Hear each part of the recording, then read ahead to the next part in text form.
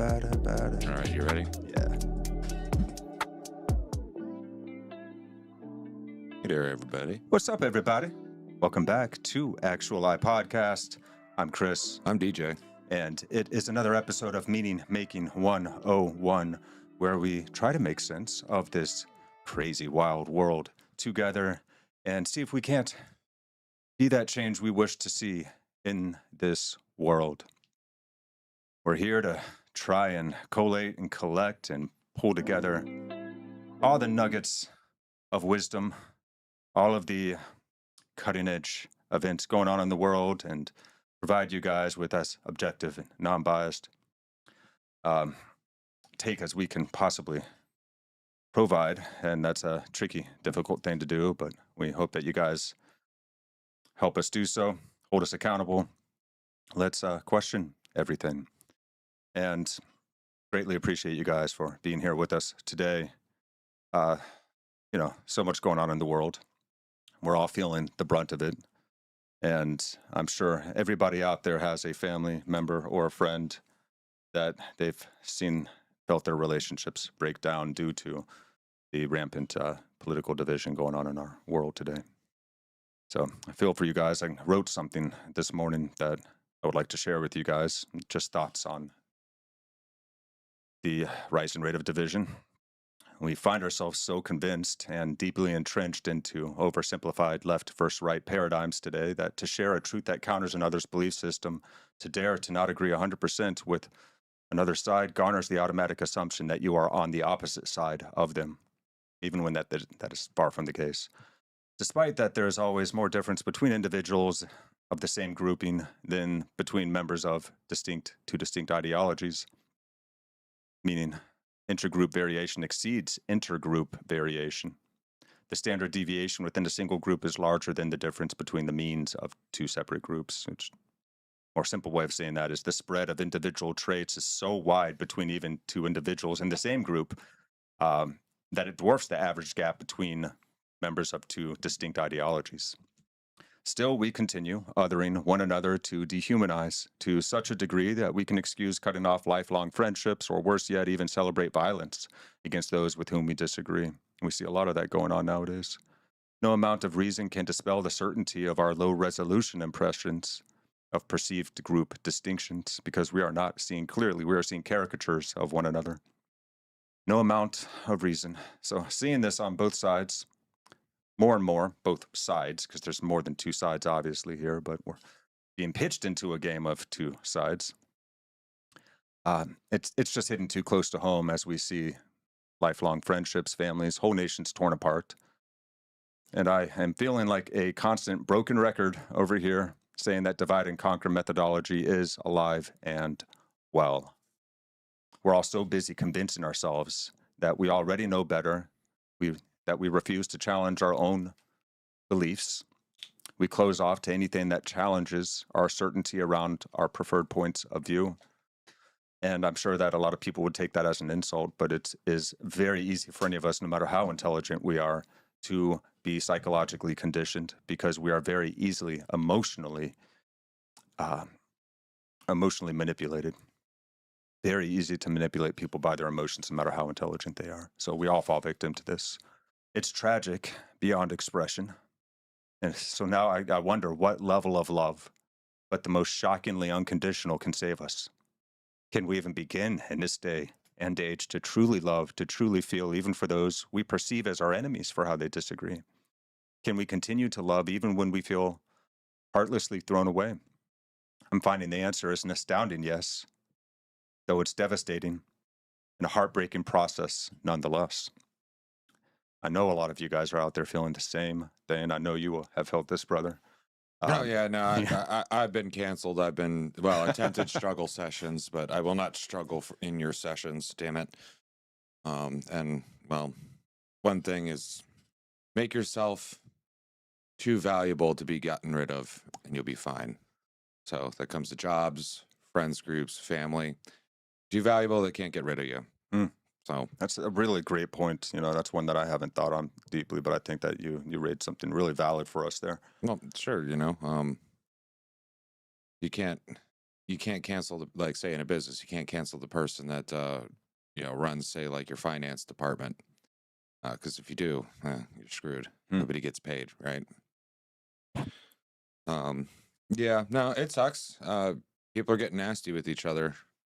It's far easier to see a short little clip or factoid or something out there and just take that as the truth, and then think you don't need to see or understand or know any more about any given subject than those little factoids that you're getting, because it's comfortable, it's easy, it gives you a feeling of security. But humans, we're a debating species. We're constantly going back and forth, and well, we used to be. Now we're just fighting back and forth. But we used to talk about things, and used to be okay to disagree with your friends on a bunch of stuff other than just like football. Yeah, this is how we who's the better calibrate. character in Game of Thrones. You know, it's like. Now, I really do feel this is how we can calibrate as a species, as communities, as families, as groupings of people. We think together. We are not so distinctly separate as we think ourselves to be. Of course, we all have our own minds and bodies, but the very language and the ways that we speak, our mannerisms, our behaviors, everything is a conglomeration of everything that we've experienced from everyone around us. You pick up different people's personality traits. You come up with your own twists on things, of course, as well. We are, of course, authentic, original human beings, but we are also made of one another. And so we can't think together. And so it helps depersonalize a little bit when we remember, okay, this is just part of the calibration. Sometimes it's a little bit painful, but this is how multiple different perspectives can hopefully, if they're willing to work together on it, be able to see a wider vista and gain a wider perspective overall. Yeah. And if you see the state of modern debates, you'll see it, like high school debates, other stuff like that. It's just absolutely terrible. It's not about, persuading others that your idea is the better idea. Now it's just like, a performative, can I own the other person? And this is like professional level of debates and like debate team and all that stuff. And it's garbage, because we stopped doing it in our everyday life. It became just too easy to be comfortable and like, yeah, I know, and my team's right because it's my team, so I ain't gonna look into it any further. And it's just laziness. Capitalism succeeded, and it succeeded so well that we've all become super lazy because we don't have to mind everything in our life. It's not, well, where's my next meal going to come from? For most people, it's like, well, how am I going to, do my job? And then if you've got a good enough job, even if you don't have a job, you can be super lazy and get by. That physical laziness transfers to mental laziness, and the mental laziness is what gets you. It's easy to fall into in this day and age where there's so much just disturbing stuff going on around us, to close off and shell off and just not want to have anything to do with it. Well, I get it. There's a reason why sloth is one of the deadly sins, and probably the deadliest sin. But yeah, so because we're able to respond to any event that's going on around us, we are in fact responsible. And as human beings, if we take responsibility for the way the world is and not just blame outside forces, but also consider our own points, then I do believe we can help change this world from the inside out, one person at a time, one heart at a time. So we're covering Dad Saves America's series, The Death of Debate. 2 years in the making. It's so being released as we speak. I think the first 3 or 4 parts are out now. You guys should check it out. Dad Saves America. He's great. Absolutely. He's a very sweet man and very non-offensive for the most part. Yeah. So, and I don't think he uses cuss words too often, so you can watch it with your kiddos. Yeah. Yeah, this is going to be interesting. Neither of us, have you watched this? I haven't watched this yet. I've been following them. I know Dad Saves America. I know he does good work, and this was a topic that I wanted to cover today. And lo and behold, somebody's already put extensive work into it. So we want to make sure that you guys are aware of all these kinds of people out there, these points of light that are trying to make a difference in this world right now, left, right, and center. We're looking for good faith actors from all different directions that we can find so that we can gain a fuller perspective. So here we are, fam. Thank you so much for joining us. Like and subscribe, share with your friends and fam, and take part in the conversation. We are live. Let's go ahead and start this off. Here we are, the death of debate.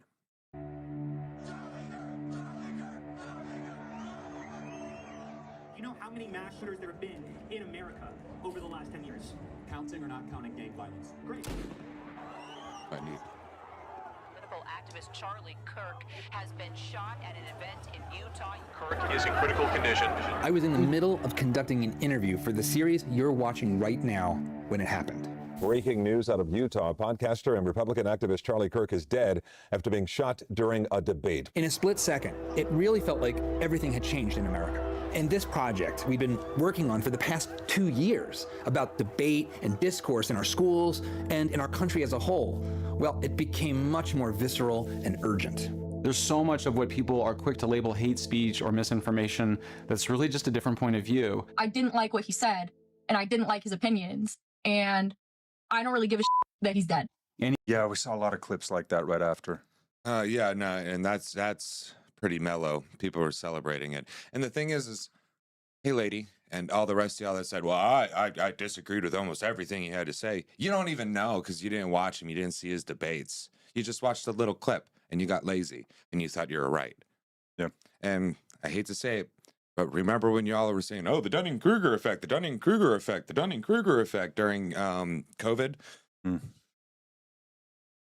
That's what's happening now. It's like, you know just enough to be a danger to yourself and others. And you think you know it all. And it's just like, nah, bruh, there's way more going into it. Like, tell you what, if you're mad at me and you think Charlie Kirk was a whatever, and go back, suffer through actually watching his Change My Mind, or no, that's Steven Crowder's, his any of his debates that he does. 2 or 3 hour events. Yeah.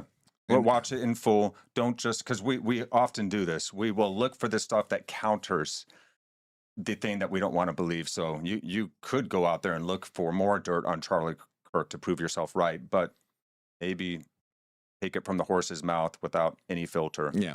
But I think probably if you're watching this and you're not hate watching us, you probably had a big problem with Charlie Kirk getting shot.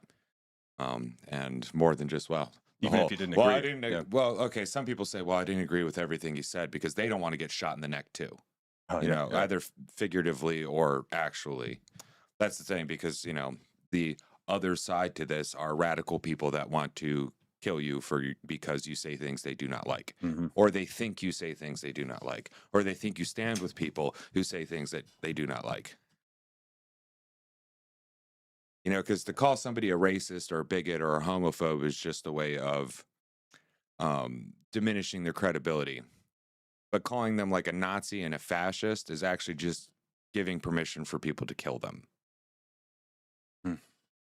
So let's be serious about that.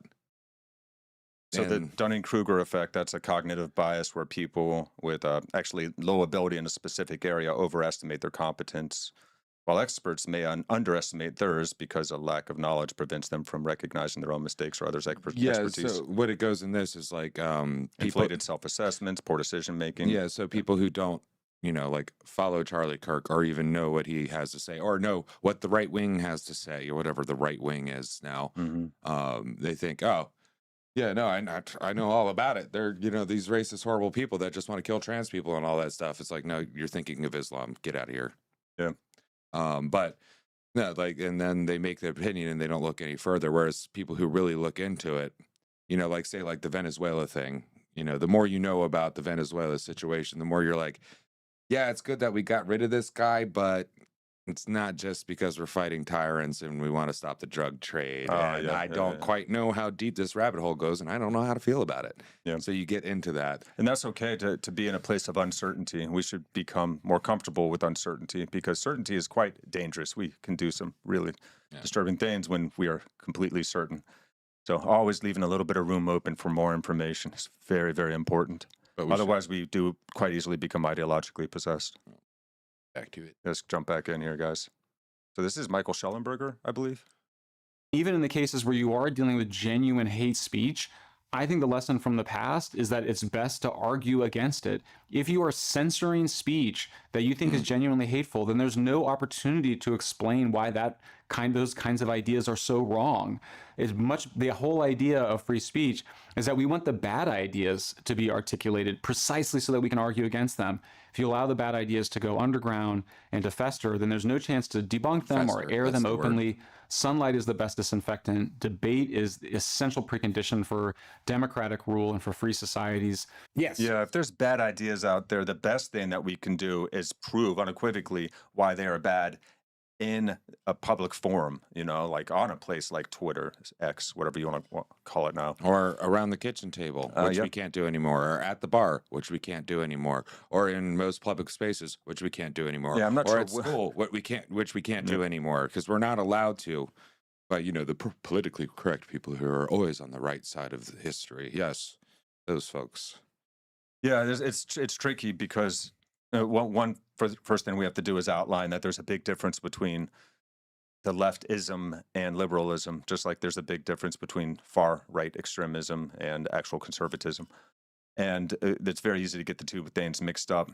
If you don't believe in like some certain basic tenets that a lot of people in the leftist spectrum believe, you can very easily automatically be called far right. You're at the opposite end of the spectrum to those people. Yeah. And these kinds of overgeneralizations are not helping us. So we're tearing ourselves apart as a people. Yeah. Like the fact that people think like Tim Pool is right wing or even far right. Yeah. Like now is like, he's moved a little bit right, but no, he's still a milquetoast fence sitter, centrist, still center left. Yep. Yeah. He's I won't say he's pro-abortion, but he's more pro the choice. Like for the most part, we just need to find out a date.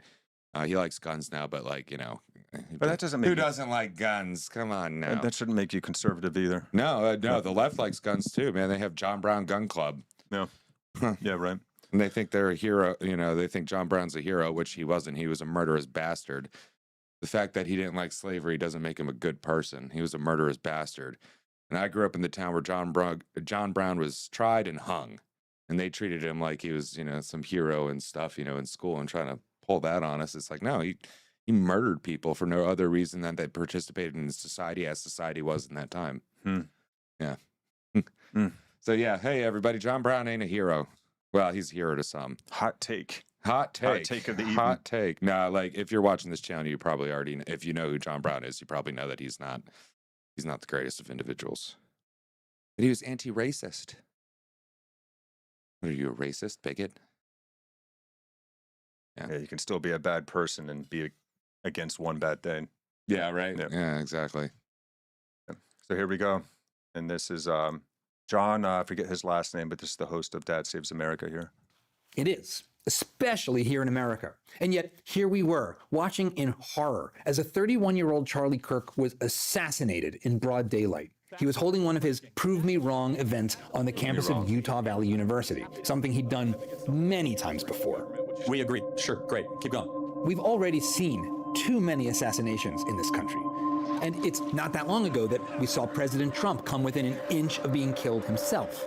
But this was different. Charlie Kirk wasn't a politician.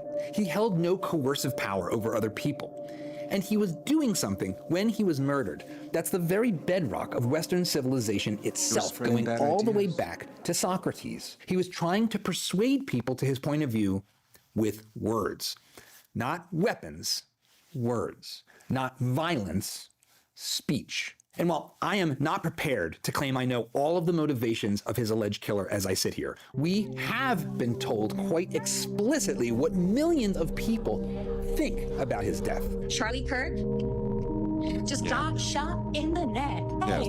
That it was justified because his words were hateful. Yeah, got Charlie Kirk, bro. See, this is where I want to say, like, I want to figure out how to have grace and love even for these people, because they know not what they do. They have been very effectively lied to and manipulated, and it can happen to anybody. It can happen to any of us.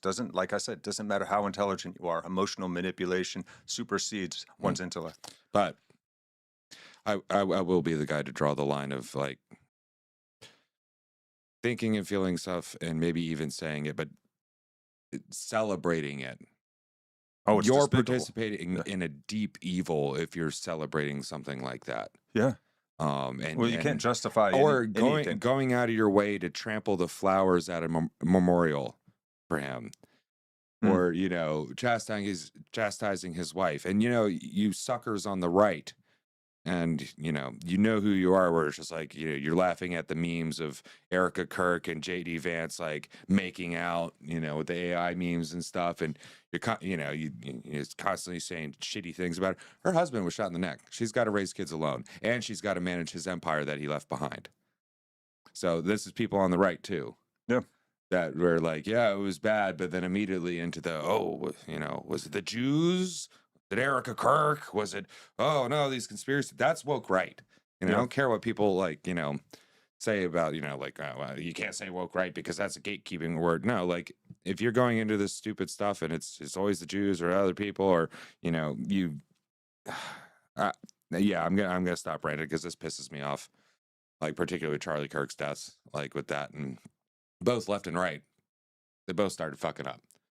Yep. And, you know, ripping themselves apart. And Candace Owens is, you know, like, yeah, she had promised. Maybe she was always kind of a piece of crap, but she was doing the same thing. Yep. She's building her empire off of dead people. Yep. And this man was killed because he said, you know, because of what he had to say. Yeah. That could have been you. That could have been your husband. That could have been your son. That could have been your brother. That could have been your neighbor. Are drinking that Kool-Aid on both sides of the spectrum. And you could have been that guy that shot him and filled with so much freaking hate. Yeah. You know, left or right, you're going to get sucked into it. And that's why it's not necessarily just a left or right issue. Yeah. It's absolutely crazy people that have been they're either already crazy or they've turned themselves crazy and been turned crazy against people who just want to live normally and live a good life with people and make a better world. Yeah. That's what the us versus them is. Yeah. Oh, you know, and getting people to lock and entrench into these tribes, one or another, makes it really easy to pull off the divide and conquer. And, you know, we are then distracted fighting one another instead of looking to the man behind the scenes pulling the strings. You know, WEF, World Bankers, the same people we've been dealing with for eons. Even beyond that, it's always going to be somebody else pulling the strings. Yeah. It's like we all need to get our crap together enough so we don't have strings. Yeah. I have no strings to hold me Yeah. down. Dun, dun, dun, Pinocchio, you know. I shared a quote today from Brett Weinstein. Let me find it. It's it's very simple. I don't know why my brain. But here we go.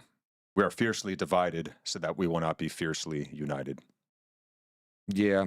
You know, Martin Luther King, actually. Well, then what are we going to do about it, though? We've known about this. We've talked about this. We keep talking. The left used to talk about it, and now, you know, now they're part of the machine that's gobbling everything up and killing our children. We got to keep reminding ourselves like, and resetting back to that stance of recognizing we are being fiercely divided so that we will not be fiercely united.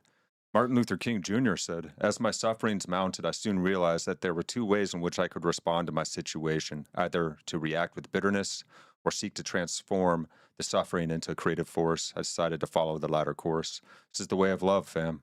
Yeah, well, you know, Aldous Huxley, the purpose of propaganda is to make one set of people forget that other sets of people are human. Yep.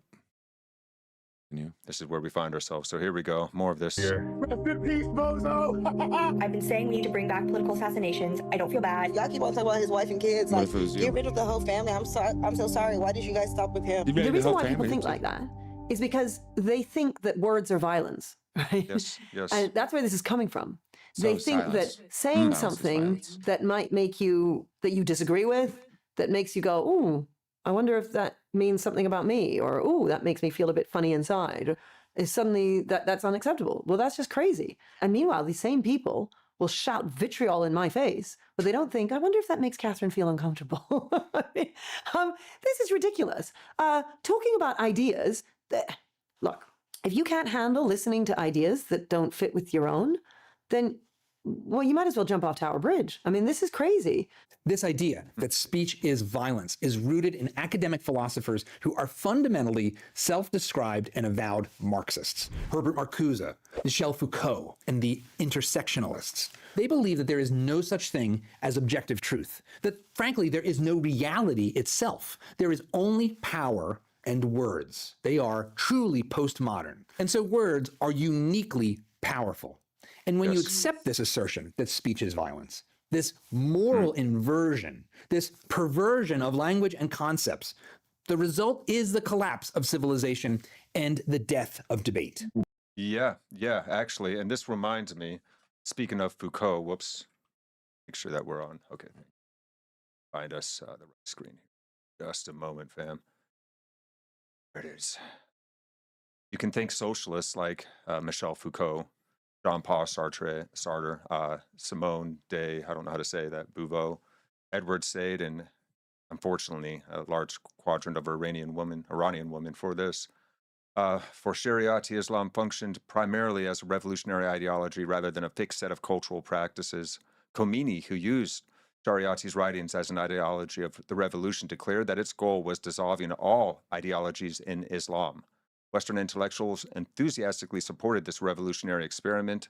French philosophers Jean-Paul Sartre, Simone de Beauvoir, however you say that, Michel Foucault, Maybe along with Bouvier. maybe Americans, Edward Said and Richard Falk applauded the Islamic Revolution. Foucault, who was gay, even excused Khomeini's death sentences for homosexual men, accepting the regime's explanation that they were Shah supporters.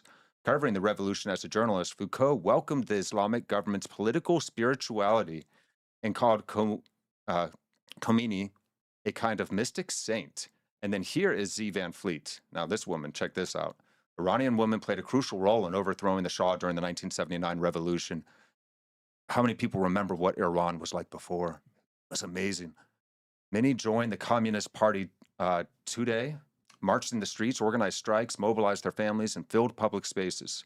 After Khomeini's victory, they received the opposite: mandatory hijabs, the loss of family and divorce rights, legally enforced inequality, and violence for non-compliance. Many of the same communists who helped lead the revolution were later persecuted, imprisoned, and executed. Today's American feminists, the new school feminism that we have now, which is a far cry from the old push for egalitarianism we saw in the first wave, aligned with radical woke movements and Islamist causes. This fact should cause us to pause and learn history's lessons. Because currently, right now, in Iran, if you have not seen it, because the media is not doing a good job of covering it, they're finally starting to cover it after 2 weeks of this going on. What, 12,000 plus people dead in the last 2 days? Probably more. Oh, yeah. They're assassinating people point blank just for protesting in the streets. Very different than what is happening in America that we're all debating over right now. This is thousands of people every day that are, have you all seen the picture of the woman that took off her job in public and lit her cigarette with a picture of their leader?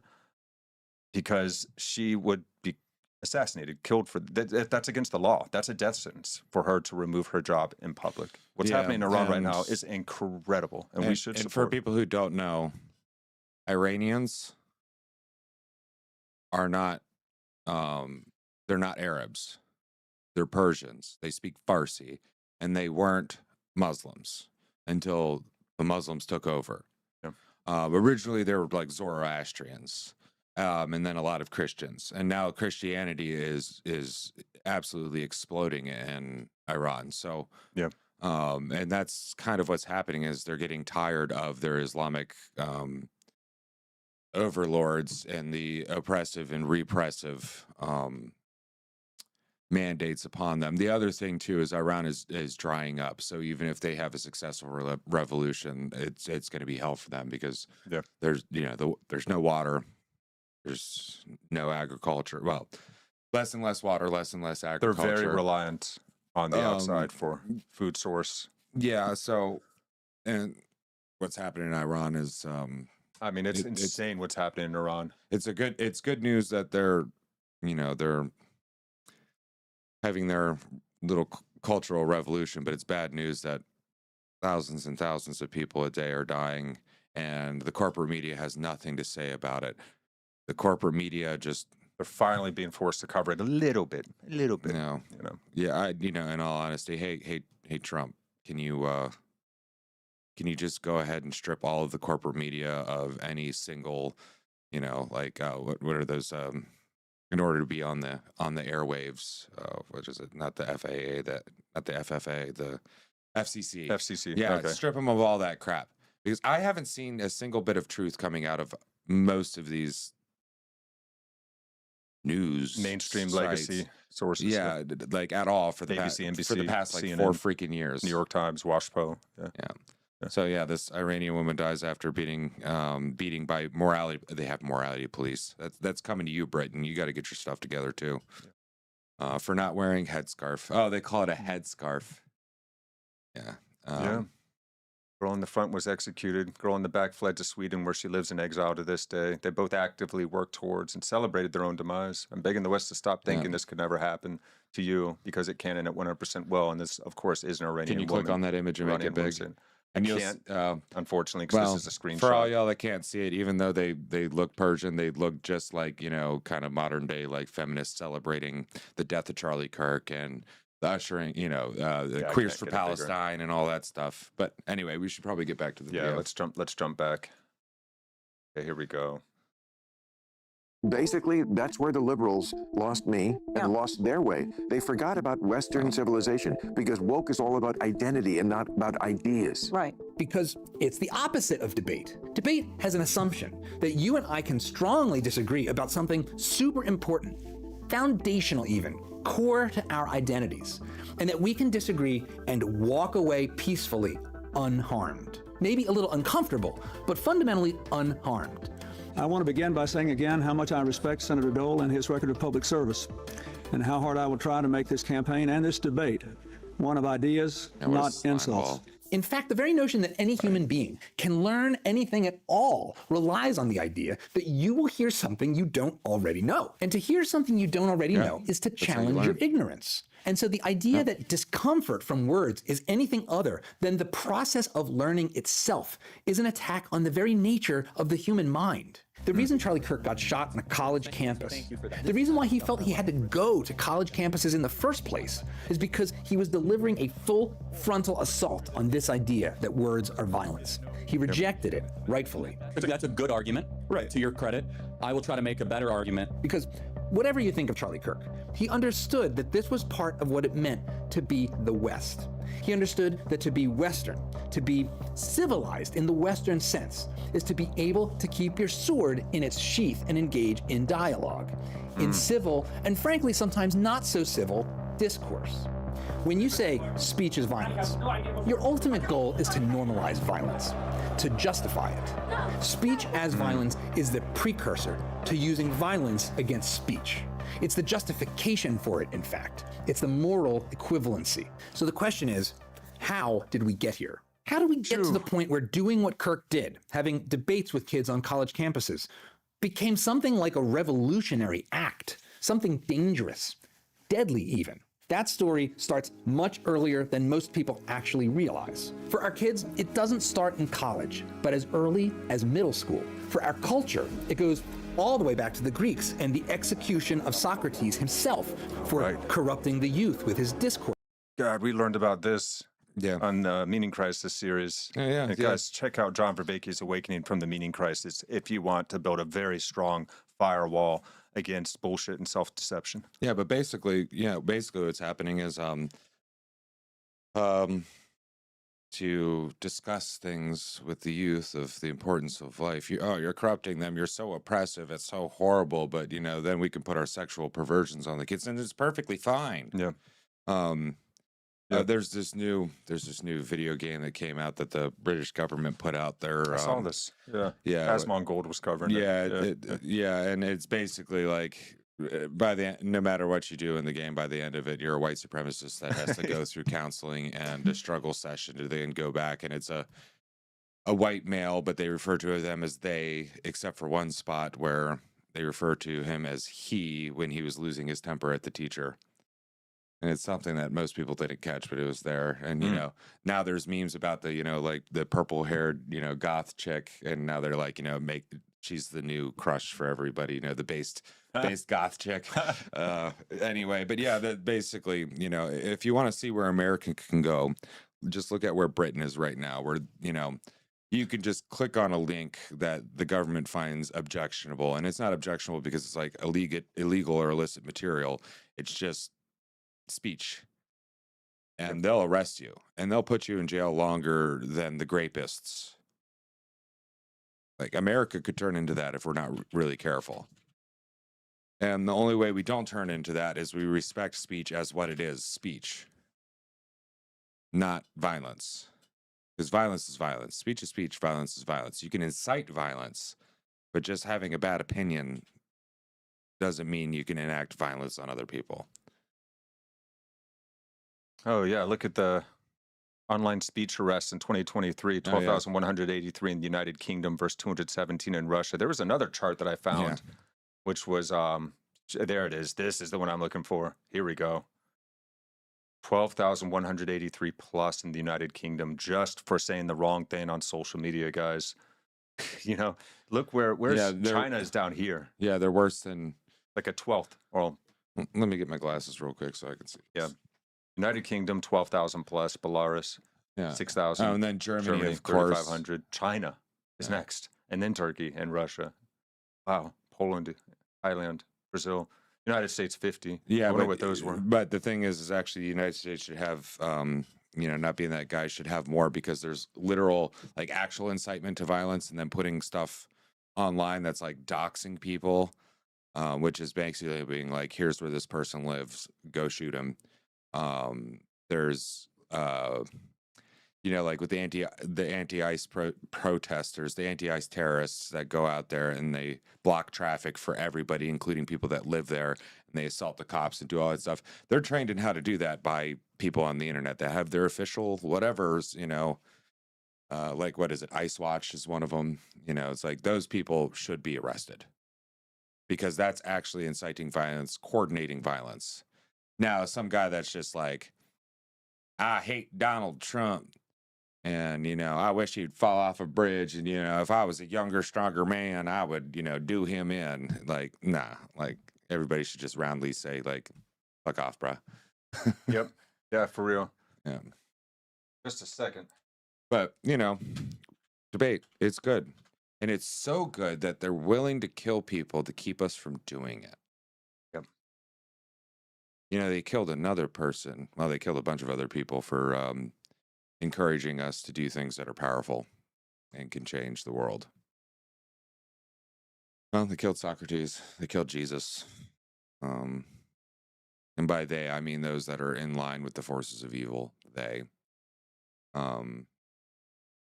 killed Martin Luther King. They killed Malcolm X. They killed Charlie. Tried to kill Trump. They missed. I'm trying to find it. This might be something.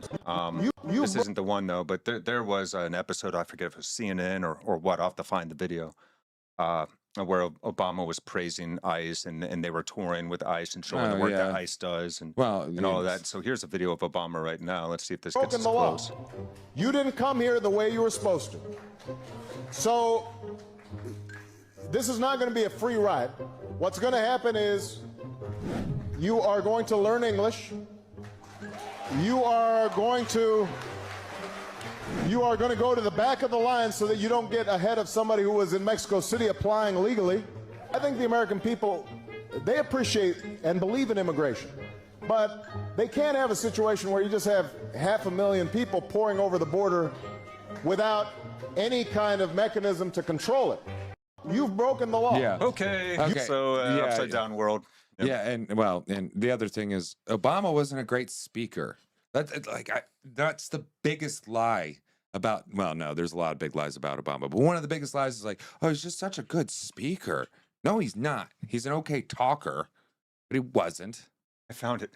CBS Evening News featured a report from correspondent Nicole, well, however you say that name, Skanga, revealing the name of the ICE researcher. Yeah, I Obama ICE official to bash. Okay, that wasn't it. But that's not the one. Wait, let's we'll find it. Let's get back to the video. I might have to show this next episode, guys. Yeah. Okay, but that was enough to prove the point anyway. So here we go. Let's jump back a bit. Here we are. And the execution of Socrates himself for corrupting the youth with his discourses. And for me, it begins with an article in the Free Press that lands me in the judge's seat of a debate that to this day gives me a glimmer of hope for our kids and their future in this otherwise dark and censorious time. It's May 2023. Joe Biden is still president, at least on paper. Donald Trump hasn't yet clinched the Republican nomination, and what can best be described as the woke reign of terror is still gripping the whole of American culture. That's when I came across this article in Barry Weiss's Free Press. At high school debates, debate is no longer allowed. What it alleges is truly shocking. No, it's not shocking at all, actually. It's disturbing, it's demoralizing, but frankly, it's predictable. The author, James Fishback, a former high school debater himself, claims that the country's largest school debate league, the NSDA, or National Speech and Debate Association, has been taken over by far-left woke ideology. In the article, James writes, after college, between 2017 and 2019, I coached a debate team at an underprivileged high school in Miami. There, I witnessed the pillars of high school debate start to crumble. Since then, the decline has continued from a competition that rewards evidence and reasoning to one that punishes students for what they say and how they say it. Instead of classic old school debate, they're explicitly racist. They have a white debater on their team, which inherently means they have more whiteness than us. We obviously know that JJ is not white. It's pretty obvious. And these young student debaters are forced to play a rigged game with judges who are openly and explicitly biased and frankly, truly radical. Fishback wrote about something I'd never heard of called paradigms. These are descriptions written by the judges about the kinds of arguments they want from debaters. The NSDA kept them on a website called Tab Room. And according to Fishback, some of them were frankly horrendous. At worst, they say things like this. Before anything else, including being a debate judge, I am a Marxist, Leninist, Maoist. I cannot check my revolutionary proletarian science at the door when I'm judging, and I will no longer evaluate and thus never vote for rightist, capitalist, imperialist positions or arguments. This is from Lila Lavender, who is a biological male. I mean, they're welcome to be here. They just can't be trying to change our system of self-governance into their authoritarian. I don't know. Maybe I'm getting radicalized, but I don't think the West has any room for communists and Maoists, Stalinists. Like these people, like, imagine if, if it was just socially acceptable to be like, oh yeah, I'm a Nazi. It's great. And they're like, oh yes, let's put you as head of one, like a head guy in an organization. Well, that's their culture, It's like no Nazis, no commies, no fascists. Yeah, believe it or no not, socialist. Period. Some cultures may be more humane than others. I mean, all you have to do is look at Iran. We can argue the points of communism and all that stuff, but to openly be like, no, this is what I'm going to do when I'm in power. I'm going to enact these things. It's like, no, you're not. Yeah, you can believe what you want, but you're not going to be trying to change. But you cannot enact socialism, so communism, fascism, democratic socialism, Nazism. Like, no, not in America.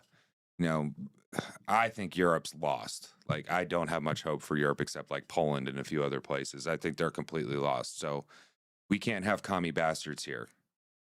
I hate to say it like that, but you are commie bastards. Just like if you're a Nazi bastard. Do I want you dead? No. I just don't want you to have any sort of power in this country and enforce your will, your commie or Nazi will in this country. And the thing is the reason why I'm so emphatic about this is because it's infected every single layer of society. Like, it got into the government, got into our school systems, got into the corporate systems, like hiring systems, all the way through. And then we started tainting the minds of our young children with this stuff. Yep. If you don't know who Mao was, look him up. Yep. If you don't know what Stalin did, look him up. There's a lot of armchair activists out there these days. And that jumped on the political bandwagon so late, but with so much viciousness, and they're so sadly poorly informed. We should so certain. We need to bring back cultural shame in some ways too, and that's part of like good debate. It's like, yeah, you could debate for like some of the most heinous things and transing the kids or whatever you want, but we should also have the right to be like, oh, that's absolutely awful. Yep. And we don't like that. And not be called a phobe this or a phobe that. Well, and even like, these are really powerful weaponized words. As soon as a new quote unquote minority is identified, of course, people who are compassionate want to jump to their aid.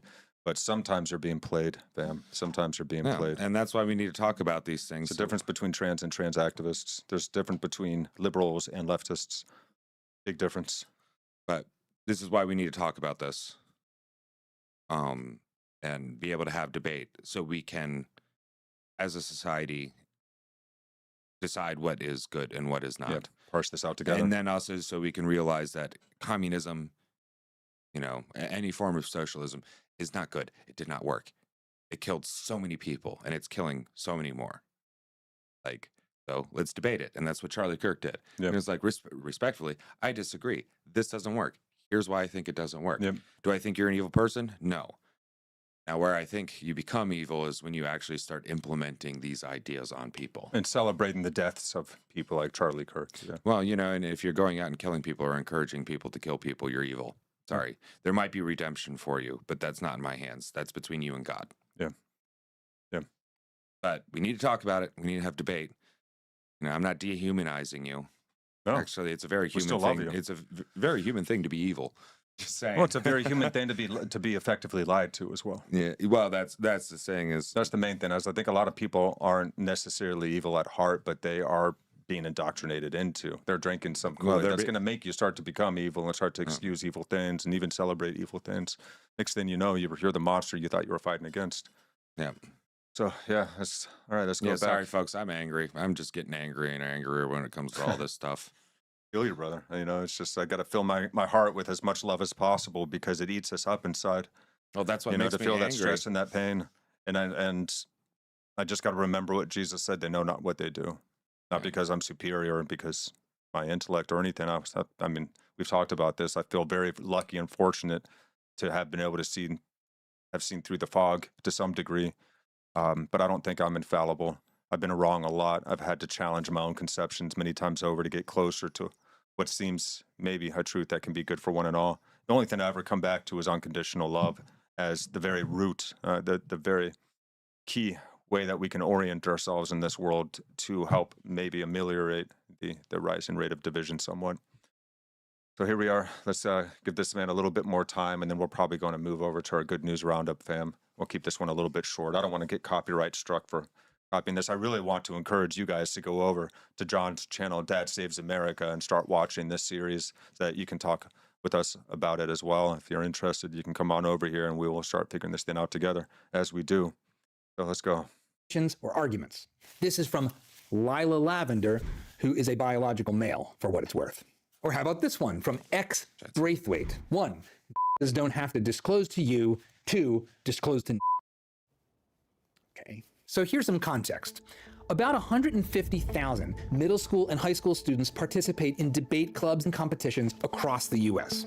Now, that's not a lot of kids, but who they are matters. They are the most politically engaged young people in our society. They've raised their hand to engage in big ideas. They will go on to represent up to 1/3 of the US Congress and about half of our current Supreme Court. They fill our law firms and boardrooms. They are the future leaders shaping our country and our culture. Speech and debate is an activity that gives students not only skills in researching topics and engaging with opposing ideas, but it gives them speaking skills and confidence behind a camera. And in politics, leaders in business and Hollywood, a lot of them have speech and debate competition because they're building those skills at age 15, 16, 17, and the rest of us, are scared to death of public speaking. And according to James, they've been brainwashed by the cult of speech is violence. I don't want to hear Mr. or Miss from anyone. That would be greatly appreciated as we try to respect the differences of every single person here. Was this really possible? Well, I'm a mister. I mean, it certainly seemed right and on par with so much going on in America. My room does not have a flag. It used to be there, but I took it down during COVID because it made me uncomfortable. I am the GSA faculty advisor. The American flag makes you uncomfortable. I love gay people. If I hear you say a damn word against any of them, I will open a can and I will make your life a living hell. We'd all seen it right in our faces. Cancel culture spreading through the media, Hollywood, and beyond. In the Heights is coming under fire from some who say it does not properly represent the community where it takes place. Harry Potter creator J.K. Rowling now talking about backlash and threats that she faced over her comments about transgender people. For hate speech, for jokes. And you're not allowed on late night TV either. I don't get invited. You say the wrong thing and it's like, oh man, suddenly your career is over. All J.K. Rowling said was that only biologically born women can have ovarian cancer, I think is what she got canceled from Twitter for. Yeah. At one point, I remember not being able to go outside my house because press would be waiting for me on the other side of my door. None of it ever made sense. It's America, especially now in 2025. And it's just a sort of victim class hustle. Professors getting run off campuses. 50 students streamed into my classroom, accusing me of racism, demanding that I resign or be fired. So I started to have a discussion with them. I tried to get them to engage me, to tell me what it was that they thought I was doing, what they saw about other racism on campus, and I wanted to try to persuade them that they misunderstood things. This actually enraged them even more. I'd known for a long time that K through 12 had been corrupted by identity politics and have spent the past 3 years on this channel pointing that out. But even I was shocked that the debate clubs were effectively banning debate itself. That's exactly what this article alleged. There were reasons, frankly, to be skeptical of James Fishback. He's not just some conservative guy. He's a proudly partisan MAGA operative. So anything he says about the woke leftists taking over the NSDA needs to be taken with a grain of salt, even if I mostly agree with it. In fact, especially if I agree with it, because confirmation bias is a powerful force. Yes. Good man. And so are personal incentives, which in this case are also at play. You see, James runs a rival debate league, Incubate Debate. So that's kind of like Coke talking trash about Pepsi. Anything James says about the NSDA needs to be taken with a grain of salt the size of an asteroid. Still, it wasn't just James Fishback saying these things. There was, and are, others, including another debate alumni, Maya Bodnick, not long after the Fishback article. She wrote similar things in her essay, How Critical Theory is Radicalizing Debate. Bodnick writes, instead of expanding students' worldviews, debate has increasingly narrowed to become a microcosm of critical theory. And she's not just running her mouth, she's crunched the numbers. Bodnick analyzed 8 years of one of the most prestigious high school tournaments in the country, and this is what she found. 67% of semifinal and final rounds in the all-important policy debates featured critical theory arguments. So what, you might say? Another conservative attacking establishment high school debate. Wrong. She's no MAGA activist. In fact, she's a Democratic Party activist who also goes to Harvard. Something about this story stuck with me, and it kept sticking with me. Because in a very real sense, it cuts to the very core of what motivates me and this channel. I've always basically been kind of a right-winger. I loved Alex P. Keaton as a kid. That's a good spot to. That's a good spot for us to break, and guys. we'll cover the rest of it next week and then move on. But you know, it's not just the crazy MAGA right-wingers. It's like everybody's seeing it unless you put your head in the ground. Yeah. Or up somewhere else. Can we share this example of how far gone this is? I think that this would be good for people to see.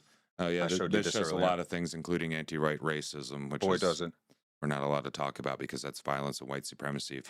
If you notice things like, I don't know, white people being discriminated against or hated on, we're the only people you're allowed to hate. Straight white men. Yeah, God forbid we have this old-fashioned theory from this Martin Luther King Jr. guy. That racism is bad, and you shouldn't judge people just because of the color of their skin. Content of their character, not the color of their skin. Yeah, right. So here we are, guys. This is actually a real podcast. This is not fake. This is real. My dad is white. Popular podcast. And that's a dude. Can't do anything about that. Yeah. There's nothing I can do. Sorry, I'm going to fucking cry because I can't do anything about that. I hate that you had to go through that. Thank you. As somebody of white experience, thank you. I know how bad it can be. Phony, fake, phony. But my mom is full on Asian. Like full. Thank you. That's beautiful. So when my dad died, I cheered. I said, that's one less white man.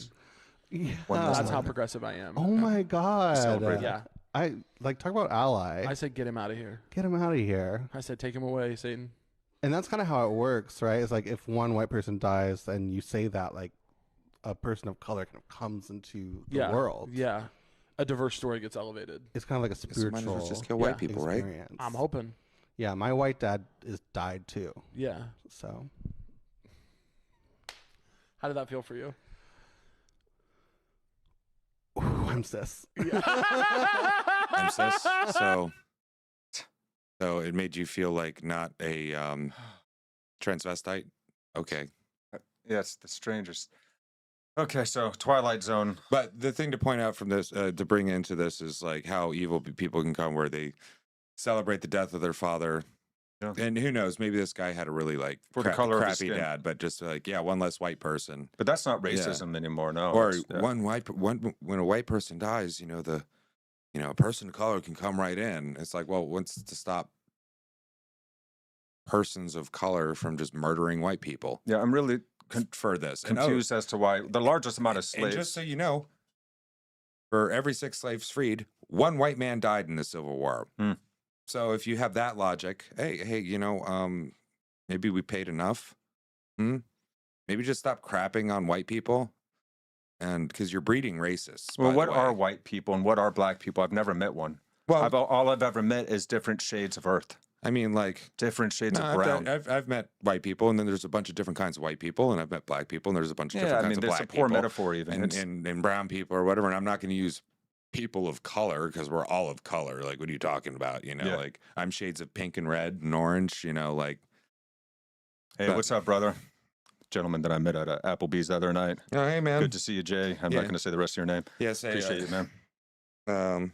Yeah, so yeah, this has been an interesting moment. We're wrapping up. We're going to good news, but you can always rewind after it's done. Yeah. So let's get. Yeah, we always do a good news roundup because there's enough crazy, shitty news in the world. So this is a goofy one, man. Check this out. Orphaned orangutan returns to wild home after 4 years rehab in jungle school. Man, I like this. Female orangutan that was captured as a juvenile has been released back into the wild after 4 years of jungle school. Found chained to the rafters of a wooden cabin on the Indonesian side of the island, Borneo. Charlotte was destined for a miserable life in captivity, but she was rescued, and she got to go to jungle school, which is so cool because, you know, when you get separated from your habitat, most wild animals lose out on their most important educational periods. Orangutans have one of the longest childhoods of any species on Earth. We learn through play. So babies are born knowing nothing. They learn everything from their mothers, what to eat, how to avoid predators, how to make nests for safe sleeping, even how to climb and swing through trees. Their learning is complex and deep, and nothing can fully replace the bond between mother and baby. So, great news, man. People doing good work out there. I can dig it. There's another one, expensive cystic fibrosis drug now within reach after a dramatic price drop of a new generic version. I know a couple people suffering from this, and God, man, you know, any relief that people with cystic fibrosis can get seems like a potentially good thing. Yeah, you know, good news. There's actually good things happening in this world, fam. If you want to know what cystic fibrosis is like, imagine perpetually having snot boogies lodged deep in your lungs that you can't get out, and they just keep building up and getting infected. Yeah. So having a drug to fix that is great. Yep. And then our last one here. Oh yeah, this was kind of cool. Mom and baby beat 1 in a million odds to survive the rarest of pregnancies. This is beautiful. This is really cool. A Los Angeles woman recently celebrated the first Christmas with her baby boy, Ryu. There's Ryu. Hey, Buggy.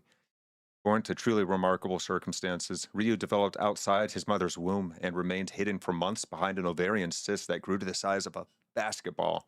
It was so unbelievable. The surgical OBGYN team that delivered Ryu documented it for a case study in a medical journal. The manner in which Ryu came into being represents a circumstance that's far, far less than 1 in a million, said their doctor, the medical director of labor and delivery at Cedars-Sinai in Los Angeles. He says, I mean, this is really insane. Now 41, Suze Lopez has always had an irregular cycle. So missed periods, even consecutive ones, are a normal occurrence. It was almost 20 years ago that she had the diagnosis with a pair of ovarian cysts, one of which was removed immediately, the other was not. Basically, what happened was she needed a CT scan to prepare for surgery, which required a pregnancy test, and that's when they found it. And they were in shock. Of course, she's excited, but, I mean, this baby's survival is a true miracle. So, great news out there, fam. So, yeah, the world isn't just falling apart. It's also being put back together piece by piece, and we can be that change we wish to see. We can change this world from the inside out by getting back in touch with a sense of the sacred, with God, and trying to follow Christ's way of being. Whether you are religious or not, we can all follow Christ's way of being. A good example is a good example. So, you know, even if you don't believe the resurrection, all that stuff, you'd probably be better off living like he did, or at least, you know, trying to live up to how he did. You know, Amen. Whether you believe in him or not, you know, the best example we got for humans were just highly advanced apes with better capabilities of killing each other. So we need something to show us, you know, the better way, the higher way. An ultimate alpha, man, and that's what Christ gives all of us. Yeah, you know, us here on the ground level, all the way up to the kings and emperors of the world. are held to the same standard, a transcendent standard. You can't have a transcendent standard without a God. You know, if you believe everything is just subjective. Well, then you turn into the commie bastards. Lie, cheating, and steal is a perfectly good survival. And blame everybody else for your problems. Yeah, you could do that too. Oh, so I heard this recently, and it was actually really profound, and I'd like to share it with y'all. And it comes down to like blaming other people for your issues. And in this case, it was two, like an African guy and an American black guy talking about this young man and then an old man. And it came down to, well, in this circumstance, you know, if you're a black person and you're blaming the white man for holding the black people down, you're putting the power in the court of the other because you're waiting for them to change instead of changing yourself. So that was the reference, you know, an African and an American black talking together about like common issues, which is a lot of blaming the other. But then also, if you look in our lives, how often do you blame the other and then you're just waiting for them to change and you get bitter and you're giving power to them. So, you know, if you see a problem with it and you really actually think that it's, you know, this other person, well, then don't wait for them to change. Make the change in yourself. In and yourself. Say, screw them. You know, I don't care that they're a racist and they don't like me because of the color of my skin. I'm just going to go ahead and do it. Or I don't like, you know, I don't care that they don't like me because of the opinions I have. I'm going to move forward. I'm going to do it. I'm uncancelable. You know, like you got to be like that and move forward and not give the naysayers and the boo-hooers too much power over your life. But you can do it. You can do it. So thank you guys so much for tuning into this episode. Here we got a few comments. Yeah, ancestry is key no matter what the color. Yeah, everyone should want to make their country of origin great. Amen. Yeah, good stuff, boys. Yeah, we appreciate you too, brother. 100%. We need the humility, and we have to take accountability for ourselves, or it's victim mentality for the win, right? Yeah, and that's how they destroy you, is with that victim mentality. Because when you're a victim, then you don't grow. You just stay curled up waiting for the next person to beat you. Yeah, shelled up. Yep. You know. Don't be the stricken dog. Be the dog that runs free through the tall grass and is happy, you know. Sticks his head out the window of the car, you know. Yeah. All right, fam. Love you guys so much. Thank you for tuning in to this episode of Actuali Podcast and our weekly live stream series, Meaning Making 101, where we try to make sense of this world together and see if we can't be that change we wish to see to change this world from the inside out. Tired of hacking at limbs. We got to get to the root of it, fam. And every single one of us can make an enormous difference in this world. Believe in yourself, guys. We butterfly effect out in everything we do. Let's go. We're going to dance our way on out of here. Make sure that you like, subscribe, share with your friends and fam. We'll see you guys next time, Wednesday, 7 p. EST. Peace. Yeah. Oh, yeah. Don't be a victim. One love. Don't let people tell you that you're a victim. Follow the way of that one who walked from Nazareth, fam. And debate's good for you, damn it. You should do it more.